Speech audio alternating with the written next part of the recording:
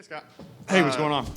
Terry was talking about there was this two-play sequence in the Giants game where you guys went after James Bradbury and had success with it, so you went right back to it. I'm wondering, like, in that situation, how much of that is either a credit to Terry to be able to do that concept, or, like, are you guys placing confidence in him to have success right after it again, or, like, what goes into you guys calling something just because it works, and how does Terry factor into that? I'm not sure. I think I know what you're talking about, and I don't think I don't want to speak for Terry, but I think he was just saying we went back to it like later in the game, and it was just something that out of a look that, we kind of do a lot of different things out of that look. So it's not like you can just sit on, it's not like, obvious we're going to here. So that happens a lot. You'll repeat plays sometimes, not like, obviously there's certain plays you run once and you're not going to come back to it because it's very specific, but some general plays or concepts, you can come back to it because there's options on the play too. So if it gets taken away, there's other places to go. And Terry had a lot more success against Bradbury than even last year's meeting. What have you noticed in the way that he is able to adapt to facing another quarterback the second time around? I think it's just a matter of the more exposure Terry has, he's going to have success. If you stop them or slow them down one time, it's going to be hard to do that over a period of time because of how dynamic and how good of a player he is, and he can do things different ways. A lot of the things that we did with him this past game, because the Giants they're typically a type of team that wants to play deep, and so we were just taking completions, and letting Terry use his run after catch skills. But we definitely wanted to get the ball in his hands, and we were able to do that with the 11 catches. As defenses get more film on Taylor, what will you look to see from him to see that he's adapting to the way that defenses are adapting to him? I think it's just consistently making good decisions. I think, obviously they look at like a quarterback's tendencies, and we look at those things too, but a lot of it's they're defending the offense, they're defending the concepts, and then, okay, where does the quarterback like to throw, one way or another, or a certain receiver he likes, or a certain route, concept where if this concept gets called, the ball always goes there. And, we try to look for those things, but, Taylor does a nice job of, one of his biggest skills is his vision, and he sees things well. So that enables him to make good decisions and spread the ball around. And, we've only seen Taylor for a handful of quarters since he got here. You've been around him a lot longer. What do you think that he is ultimately capable of if he keeps growing?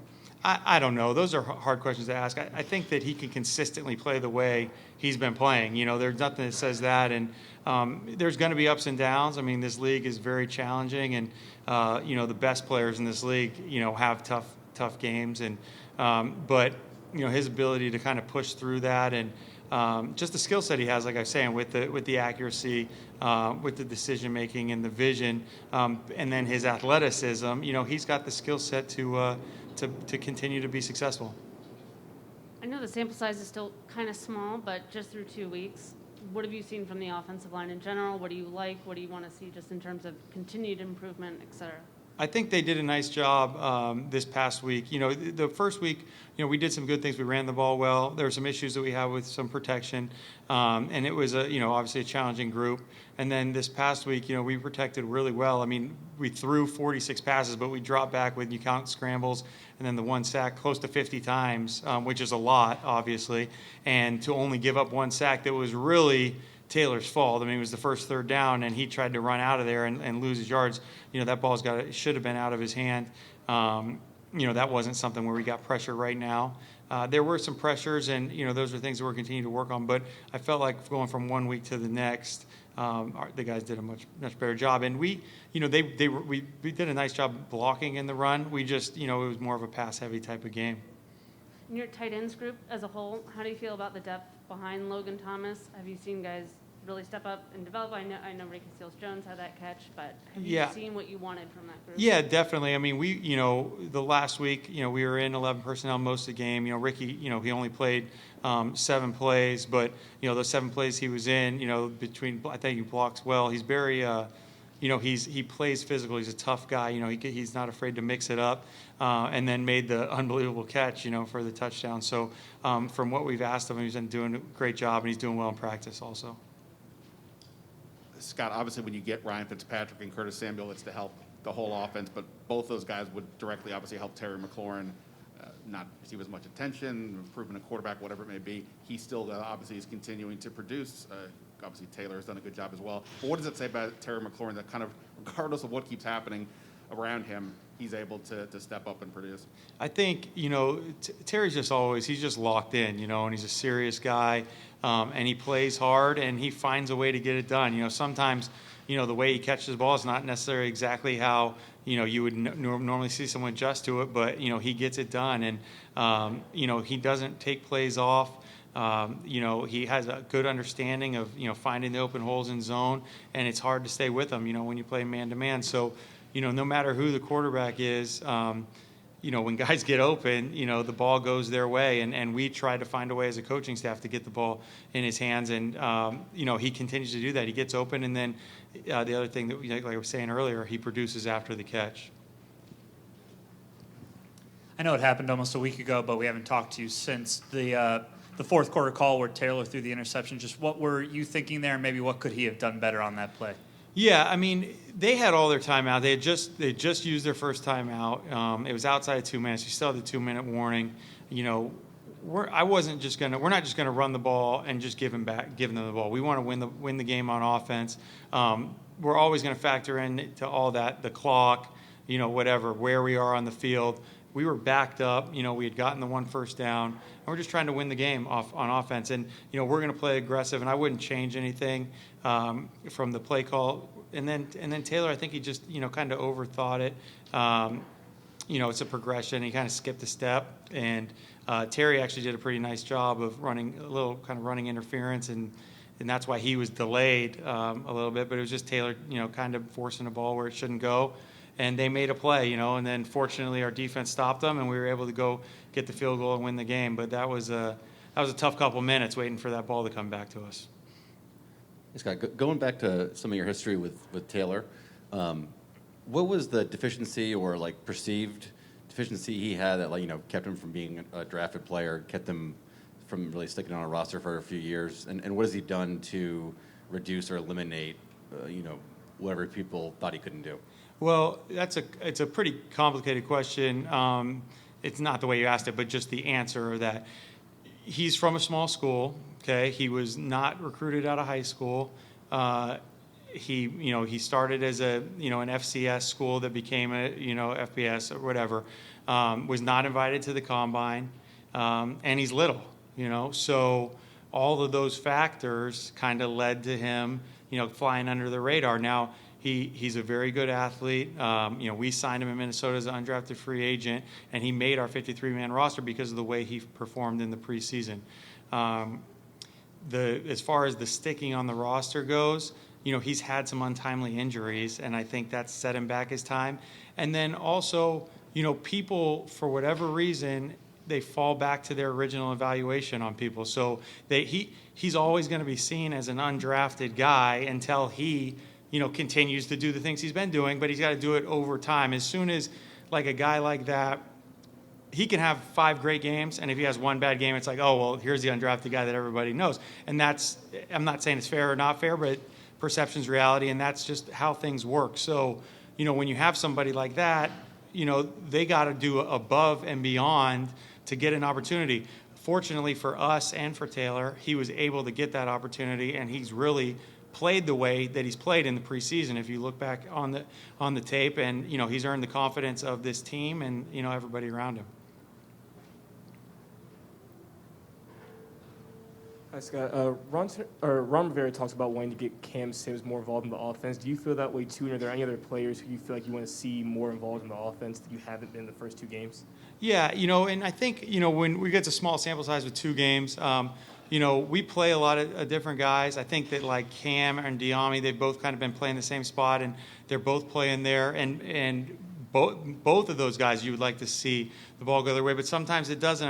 Obviously Terry's got 11 catches in a game. That goes there. Logan, he had, I think, 4 or 5 catches. You'd like to get him the ball, and there's going to be games, where maybe Terry won't have 11 catches. He'll have 5, and Logan will have 8, and Cam will have 4, and Diami, whatever. And I think those things have a tendency to kind of even themselves out over the course of the season. What I don't want to do, and a lot of things that happens with the play calls, but what I don't want the quarterback to do is be like, hey, man, I got to get this guy involved. It's just kind of, read the play it out how it goes. Scott, one of the things that I think we've talked a lot with Taylor is his intelligence, his ability to see something and move on from it. I think on that touchdown to with J.D. McKissick, I think his third read he said it was, or something along those lines. How much of an extra dimension does that add to have a quarterback in saddle who obviously can kind of see what's going on out there, adjust it, and make that kind of play? And I think similarly was with the Ricky Seals play as well too. It was a different adjustment he made there as well too. Yeah, so one was pre-snap, one was just kind of on the read. The touchdown to JD, I think he just he saw a look that they were from getting it, they were in defensively, and it was a little bit of a gamble on his part because we didn't have any timeouts. Now we could have still gotten the first down and clocked it, because it was 3rd and 1 from the 2, so there was still a little wiggle room there. But, he just saw kind of an open gap and said, hey, let's get to the run. And I'm glad he did. It was a good look. And, our guys, they have the freedom in those instances to get us to those types of plays. And then the Ricky Seals-Jones one, that was just, it was they were playing a soft coverage look, but they squeezed onto Logan. And he had a matchup on a smaller corner, and it was one of those deals where put that ball top shelf and let it where our guy can go get it, or it's out of bounds the back of the end zone. And it was a really nice throw as far as that type of throw is concerned. And then Ricky obviously made an unbelievable play. And obviously, when you were in Carolina, Sean McDermott was the defensive coordinator there. When you were there for those 2 seasons together, what were some of the things that you generally observed being in the building with him, how he liked to have his defenders work? What are some of the things that he's changed now being the head coach, obviously, at the Buffalo Bills? Yeah, there's a lot. Like the base of the defense is very similar. He's put, there's wrinkles that have gone to it, just like kind of our offense has changed over time, with when you're adjusting the different things that people will do. Coach McDermott, I have a lot of respect for him, just being able to building and watch him work and watching the way that he, worked with the players and what he demanded of them. And you really saw that group grow from 2011 to 2012, and I'm not surprised at all with the success that he's had as a head coach. Hey, okay, Scott, what kind of problems have you seen Buffalo's line pose in the run game? I'm sorry, for the run game? Their defensive line. Their defensive line, whether it's run or pass, they're very active. They got about 8 guys that they'll roll through there, so they always are fresh and they're coming after you. Again, credit to Coach McDermott and those players. They play hard. They play hard from the first snap onto the last. So you got to keep coming at them because they're gonna keep coming at you for sure. And so I think that the activity, they don't if you block them, they don't stay blocked. They fight to get off blocks. So our guys got to do a great job of finishing. And those are the issues that you'll see. And they'll play some multiple looks, and then they'll stunt and pinch as well. Stay patient sometimes in the run game against a front like that, or is that maybe more score dependent? Yeah, I don't know. I mean, to me, sometimes based off of the looks you're going to get, you're going to run the ball a little more like we did, in the first game, and then there's other games where you're going to feel better about throwing the ball like we did against the Giants. And it really comes down to the individual opponent, and you just kind of make the decision. That's kind of how you roll. Scott, we talked to Terry earlier in the week, and he said, the receivers are kind of preparing for different looks from this Bills secondary, a lot more press man and a lot more kind of contact at the line of scrimmage. How do you game plan for that? Does it impact play calling and any of those kind of bigger picture things? Yeah, for sure. I mean, it's a lot different than the teams we played the last couple of weeks. They're playing a lot more man coverage. So, there's different concepts that you'll get to, but then they mix it up as well. It's not, they don't just stay in one thing. So you got to have answers, for the different coverages that they'll do. But we prepare that not only with scheme, but also just the technique work that our individual coaches will do during the year about getting off press and different things that we can do to help guys so they're not somebody right in their face every time that the ball is snapped.